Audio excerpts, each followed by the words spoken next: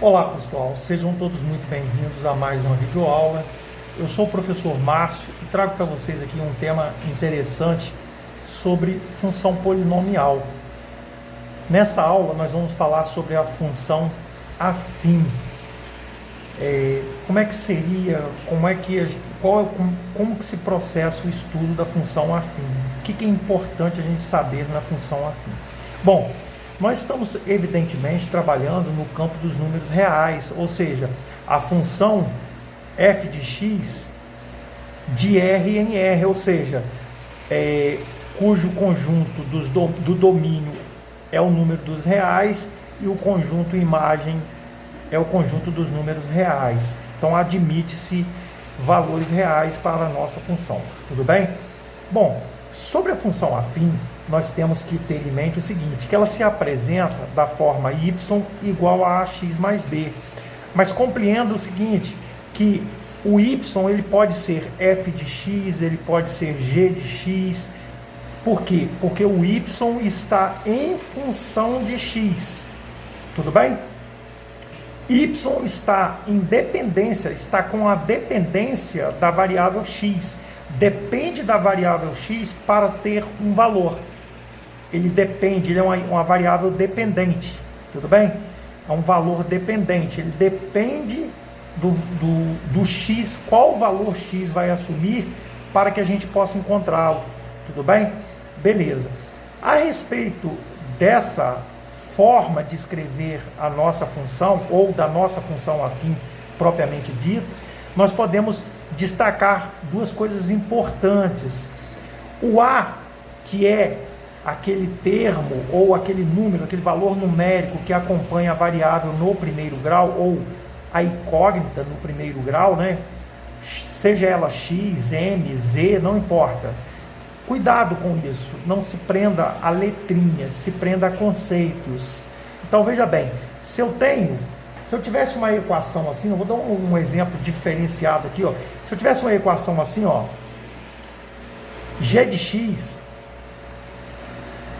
igual a 3x mais 2, é uma função afim. Por outro lado, se eu tivesse assim, j de x é igual a 4x mais 5, também é uma função afim. Aí, se você comparar esses exemplos que eu dei com a forma geral da função afim, você poderia dizer o seguinte: olha, professor, o a é o 3 no meu primeiro exemplo e o b vale 2. No segundo exemplo, onde eu tenho uma função j de x, ou seja, j em função de x, né? Eu tenho o a que vale 4 e o b ele é 5. O que seria esse a e esse b? O a, pessoal, o nome desse a é coeficiente angular. Ele pode ser entendido também, pode aparecer para vocês como taxa de variação ou declividade da nossa função, tá? Mas não é decoreba, acredite, não é decoreba. Aqui não é decoreba, aqui é algo que você consegue praticar, fazer os exercícios e compreender. Vamos adiante. Quem seria o b? O b é aquele termo fixo. Por exemplo, aqui, ó, o 5, ele diz pra gente alguma coisa. E o que ele diz pra gente? Ele diz o seguinte, pessoal, isso é importante. Sempre o b, ele vai dizer pra gente aonde é que o gráfico está tocando o eixo das ordenadas, lembrando aí das coordenadas cartesianas, lembra lá? O eixo, o plano cartesiano. Quando eu falo de ordenada, eu estou me referindo ao meu y, tá? Então aqui, ó, eu tenho um par ordenado xy. Aqui eu tenho um par ordenado, hipoteticamente falando, x1, y1. Vamos dizer assim, hipoteticamente falando. Ou vice-versa, não importa. E aí você tem um gráfico passando aqui, um eixo, né, uma reta passando nesses dois pontos. Lembrando que a reta ela passa por 2 pontos, toda reta passa por 2 pontos. 2 pontos determinam uma reta. Então, muitas das vezes a gente se perde nesse sentido. Por quê? Porque a gente não tem o conceito básico da função do primeiro grau. 2 pontos determinam uma reta. E quais sejam esses pontos? Quais são esses pontos? Esses pontos são pares ordenados que se localizam no plano cartesiano. Tudo bem? Agora, continuando o estudo da função afim, nós vamos falar sobre o gráfico da função afim. O gráfico da função afim, ele pode se apresentar de acordo com o sinal do coeficiente angular.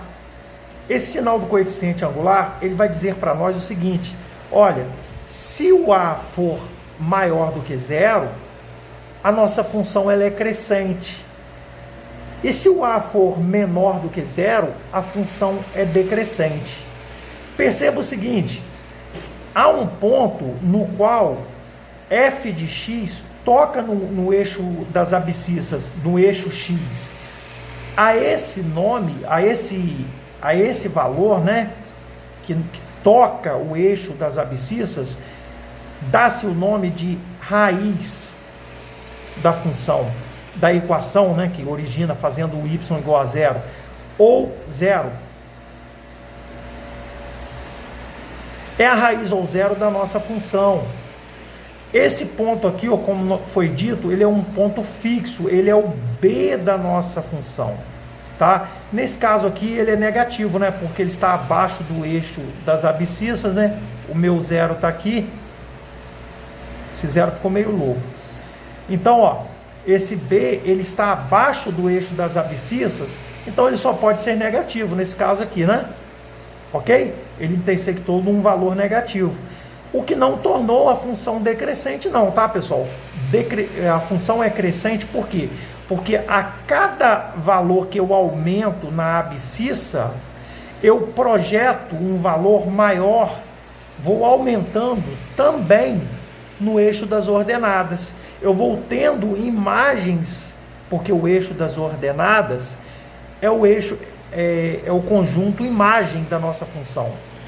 Então, o domínio é o conjunto do eixo x e a imagem está no eixo das ordenadas. Então, a cada valor do domínio aqui, ó, da nossa função, que eu pegar aqui um valor 2, eu vou encontrar um valor maior aqui, ó. Vou encontrar o seu correspondente no eixo das ordenadas. E à medida que eu vou caminhando aqui, ó, perceba que eu só vou subindo os valores, tá? Só vou subindo, só vou aumentando os valores para y, tudo bem? O contrário acontece com a função decrescente. A função decrescente, o a da minha função, ele é negativo, certo? E quando você tem valores, por exemplo, você pega um valor aqui, ó, você vai ter uma projeção aqui na imagem, aqui, por exemplo. Ao passo que se você pegar um ponto aqui, ó, olha o que acontece. Você vai encontrar uma imagem aonde? Você perceba o seguinte, se você pegar um valor aqui, ó, após o zero da minha função, você vai encontrar um valor negativo. Quanto maior o valor para x, você vai encontrar valores menores para y. Isso é uma função decrescente, uma função afim decrescente. Dei 2 exemplos aqui, no qual eu proponho que a gente faça um esboço do gráfico dessa função. Ora, existe 2 formas de fazer o esboço do gráfico dessa função. Uma é você atribuir valores a x e encontrar o seu respectivo y. E aí você, 2 pontos determinam, como eu disse anteriormente, a definição de reta, e a equação do primeiro grau, ela é uma reta, o gráfico, né, é uma reta. Você pode atribuir valores a x e encontrar y. Ao invés de você fazer essa tabelinha, você pode fazer de maneira bem mais prática, da seguinte forma. Primeira coisa é o seguinte, você vai achar a raiz ou zero da nossa função.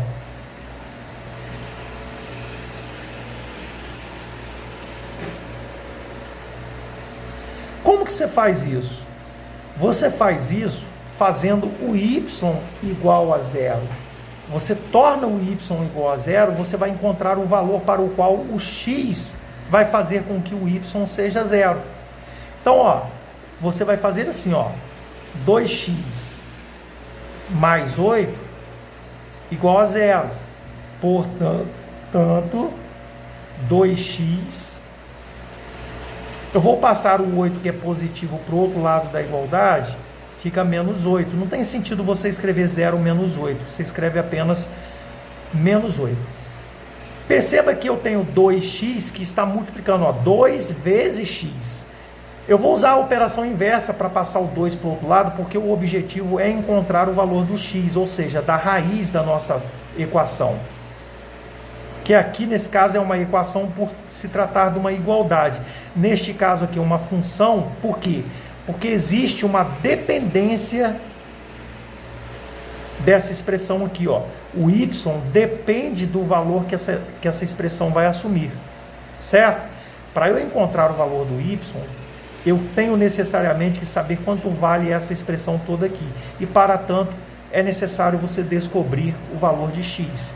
Então, ó, menos 8, vou usar a operação inversa, vai ficar dividido por 2, porque a operação inversa da multiplicação é a divisão, e aí o x menos 8 dividido por 2 dá menos 4. Tem que ter cuidado com o sinal, né, pessoal? Porque o sinal é uma diferença muito grande na matemática, não é uma bobagem qualquer. Então, veja bem, o que foi dito anteriormente? O b, perceba na nossa função, quem é o a? O a é 2. Ah, então peraí, professor, esse meu a, ele é maior do que 0. A minha função é crescente. E quem é o b? Ah, o b da nossa função ali é 8. Ah, então eu tenho uma certeza que o nosso gráfico, que nós vamos desenhar aqui, esboçar, ele vai intersectar o eixo das ordenadas no valor 8, ok? Eu vou fazer bem pequeno aqui, ó, só para efeito de esboço mesmo, não é algo que seja na íntegra. Mas só que você tem que perceber o seguinte, o x, o valor aonde o gráfico vai tocar a abscissa não é menos 4? Então, ao desenhar, eu tenho que ter o cuidado aqui, ó.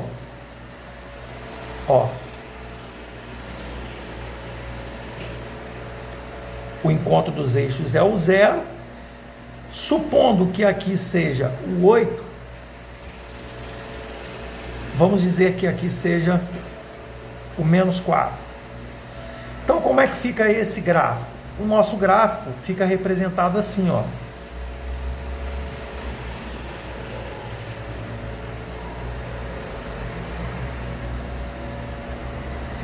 Esse é o gráfico da nossa função afim, ok, pessoal? Então, preste atenção. Esse menos 4, o que representa? A raiz ou zero da nossa função. Agora, mais que isso, é importante você perceber o seguinte: 2 pontos determinam uma reta no plano cartesiano, tá, pessoal? Falando em função, nós estamos trabalhando no plano cartesiano, o eixo XY. Então, qual seria este ponto aqui? A ordenada neste ponto aqui, ó. A ordenada, esse para-ordenado aqui, ó, a abscissa, a gente sempre escreve a abscissa em primeiro lugar, né? Ordenadamente, a abscissa vem primeiro. Ele é o 0, por quê? Porque você projeta para baixo para encontrar o eixo das abscissas. E quem é o y nesse ponto? O y, ele assume o valor 8. Esse para-ordenado aqui, qual é a representação desse para-ordenado aqui nesse gráfico? A abscissa, ela assumiu o quê? Qual o valor? Nós já estamos no eixo da abscissa. Ela assumiu o valor menos 4. E a ordenada? Perceba que eu tenho que projetar para o eixo vertical, o eixo das ordenadas. É 0. certo? Vamos para o próximo exemplo. De cara, já vamos matando logo, ó. O nosso A é menos 5, logo o A é menor que zero e a função ela é decrescente. O B é 10. Perceba que nosso gráfico vai intersectar o eixo das ordenadas no ponto 10, no valor 10, né? No y 10, y igual a 10. Bom, passo inicial, calcular a raiz ou zero da nossa função.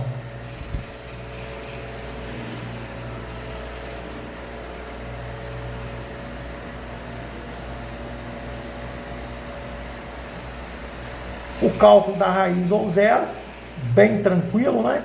Eu pego a minha função e faço com que o y seja igual a zero. Então, ó, menos 5x mais 10 igual a zero. Portanto, menos 5x é igual. Eu vou passar o mais 10 para o outro lado, fica menos 10. Como é que eu resolvo esse problema? Eu multiplico toda a equação por menos 1. Que aí eu troco o sinal de toda a igualdade. Vai ficar 5x igual a 10. X igual a 10 sobre 5. Usando a operação inversa, ó, 5x, eu passo o 5 para o outro lado, ele passa a dividir. X é igual a 2. Ah, então peraí. O gráfico vai intersectar o eixo das abscissas no ponto, no valor 2, onde a abscissa é 2? Sim, exatamente isso. Então, fazendo aqui um esboço, e não necessariamente o gráfico na íntegra, né? Ficaria assim, mais ou menos assim, ó. Você tem aqui o eixo Y, supondo que o 10 esteja aqui, ó.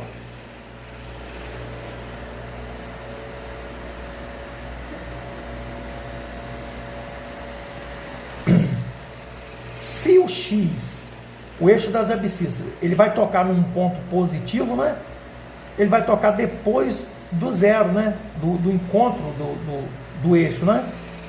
Então, ó, à direita, né? Do eixo do Y, né? Eu tenho o zero aqui. A raiz ou zero é o valor para o qual o Y é igual a zero. Tudo bem? Então, ó, supondo que o 2 esteja aqui, né? Eixo das abscissas. E aí eu traço aqui o meu gráfico.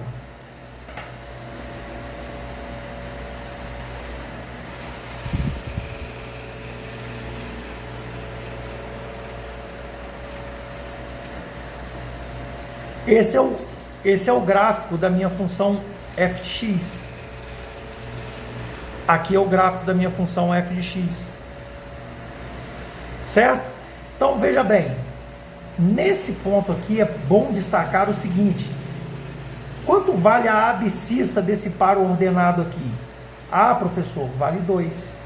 Quanto vale a ordenada? Quando você vê a ordenada, quando o ponto está sobre o eixo das abscissas, a ordenada é 0. Do mesmo modo, quando o ponto está no eixo das ordenadas, a abscissa é 0. Então você tem aqui, ó, 0 e 10. Por que eu destaquei isso aqui? Para nós resolvermos o exemplo que vem em seguinte, que fala exatamente, agora ele te dá uma complexidade. Ele te dá o gráfico e quer que você encontre a função.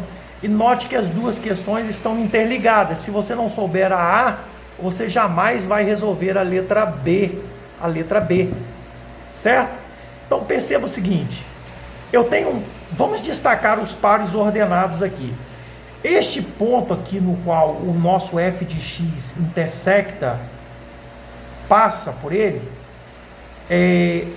ele tem coordenadas iguais a quem? A abscissa é 5 e a ordenada é 10. Note que este ponto aqui, ó, a abscissa, quanto é? 2. Você tem que olhar para o eixo da abscissa, a projeção aqui, ó.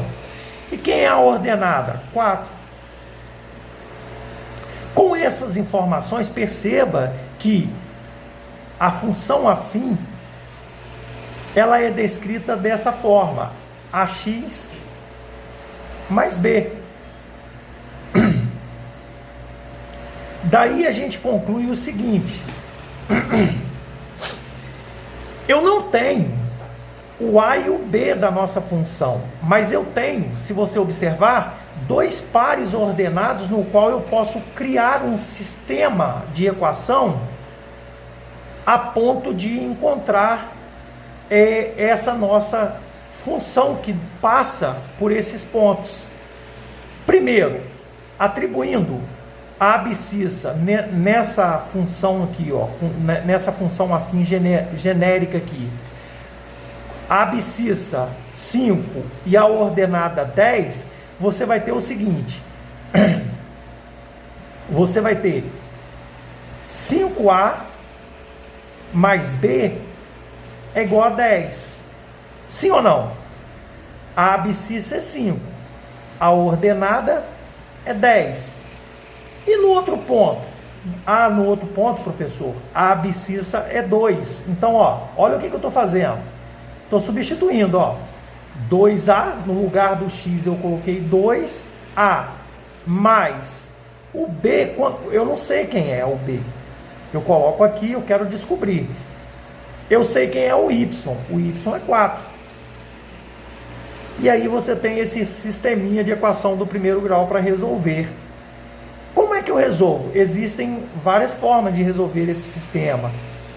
Uma delas é, eu posso fazer o seguinte: eu posso multiplicar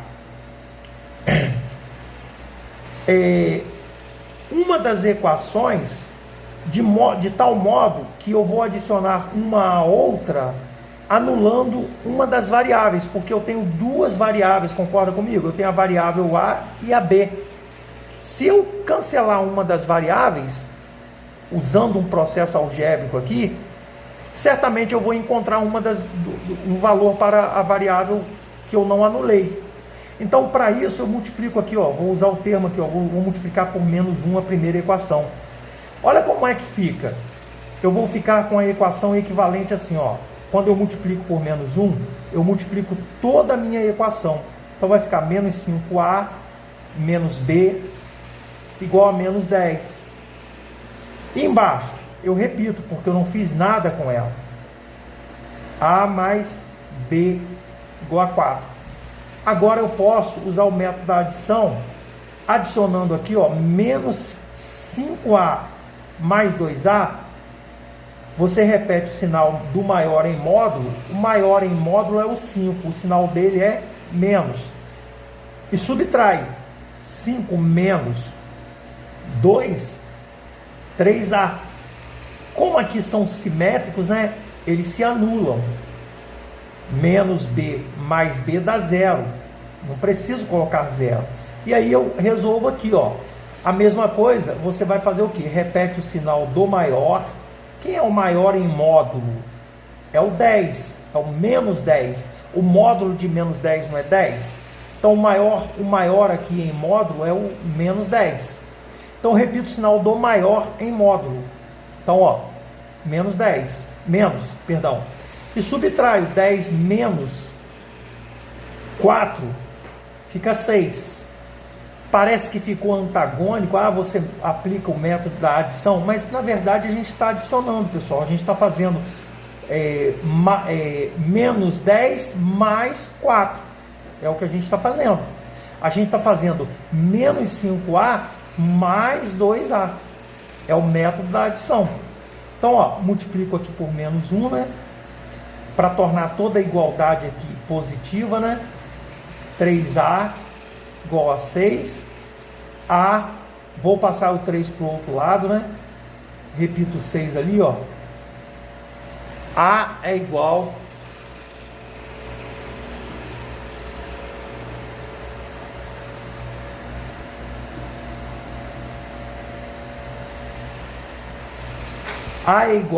a 6 dividido por 3. Portanto, A é 2. Opa, peraí. Você achou o valor do A? Ó, então a gente consegue achar o valor do B tranquilamente. Como que a gente consegue? Escolhe uma das equações que você tem primitivas aqui, ó. Por exemplo, 2A mais B igual a 4. Substitui o valor do A, que é 2, 2 vezes 2 mais B, aqui eu coloquei 4, aqui é 4, né, pessoal? É igual a 4. 4 mais B igual a 4, portanto, B é igual a 4 menos 4, B igual a 0. Beleza. E como é que ficaria a função que representa este gráfico aqui, ó? O gráfico, a função que representa esse gráfico aqui, essa reta. A função não é essa aqui, genérica? Vamos substituir. Y é igual a A. Quem é A? 2. X mais B. Seria coerente a gente colocar isso aqui? Olha, muda alguma coisa? Não, não muda. Mas é mais interessante você escrever assim, ó. O y é 2x. E de cara você percebe o seguinte: quando você tem uma função y igual a 2x, você de cara você já fala, ó, o b é igual a 0, porque ele não está aparecendo ali, certo? Esse é o gráfico da nossa função que nós teríamos que encontrar. Aí ele pede aí no próximo item, determine o f de 7. Ó, pessoal, o f de 7 é fazer a abscissa igual a 7. F de x é igual, que é a mesma coisa que o y, né? É igual a 2x. Lembrando, f de x é a mesma coisa que o y. Y e f de x são leituras iguais. Então, quando eu faço o f de 7, na verdade, eu estou atribuindo o valor da abscissa a 7. Então, ó, 2 vezes 7. Então, f de 7, 2 vezes 7, 14. Resolvemos a questão. Note que nessa questão a gente não tinha a função, a gente precisava encontrar a função, certo? Em aulas posteriores, eu vou dar exemplo de como estudar o sinal da função afim, que é muito tranquilo, mas muito tranquilo mesmo, pessoal, muito tranquilo, tá? E vamos passar para funções quadráticas e vamos dar mais exemplos de outros tipos de funções. Espero que tenham gostado. Se isso aconteceu, deixe o seu like, comente, compartilhe aí com seu amigo que tem dificuldade em matemática, que isso aqui é o básico do básico. Praticamente a gente aprende isso no ensino fundamental, lá no primeiro ano, né, verdadeiramente, o primeiro ano do ensino médio. Ok, pessoal? Então, bons estudos para todos vocês e até a próxima videoaula. Se inscreva no canal aí, caso você não seja inscrito. Aperte o sininho das notificações aí. Bons estudos para todos vocês.